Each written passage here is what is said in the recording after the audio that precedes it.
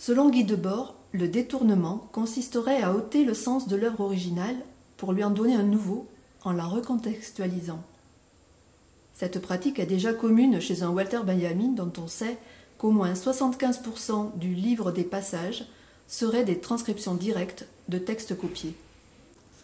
Quant à l'académicien Claude Lévi-Strauss, il reconnaît que son livre « Regarder, écouter, lire » est largement fait de collages et de citations.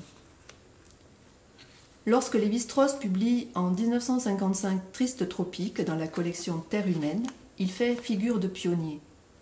Il est non seulement l'un des premiers à vulgariser l'encore jeune anthropologie, mais il emploie aussi la première personne du singulier tout au long de son récit, enfreignant là un tabou. Celui qui sépare, certes arbitrairement, l'univers rigoureux des sciences humaines de celui considéré comme plus futile de la littérature. Autre particularité de cet ouvrage, obéissant à l'esprit de la collection créée par Jean Mallory, le texte est accompagné d'illustrations hors texte qui assoient dans l'imaginaire occidental le mythe de ce bon sauvage que l'on croyait définitivement disparu. En transposant avec fidélité l'ensemble de ces illustrations dans un petit village des Pays-Bas, il semblerait que Laurence Egerter et Ronald van Tienhoven s'adonnent en toute orthodoxie à l'art du détournement. En effet, les habitants néerlandais ainsi photographiés, dans les mêmes poses lascives précédemment tenues par des indigènes du Brésil, paraissent plutôt déplacés, maladroits. La nudité toute naturelle des Indiens est ici plus crue, plus anachronique.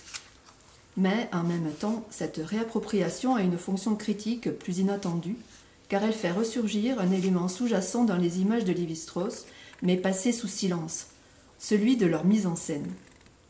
En 2001 est publié le journal de Luis de Castro Faria, un anthropologue brésilien qui accompagnait Lévi-Strauss lors de son expédition. On y découvre alors que, loin d'être spontanées, les photographies de Lévi-Strauss étaient recadrées de manière à éviter tout signe de civilisation, pourtant bien présent à cette époque.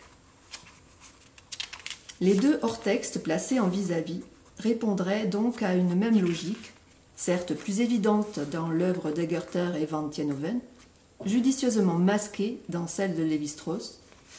Toute image photographique est une construction qui trahit les intentions plus ou moins conscientes de son auteur.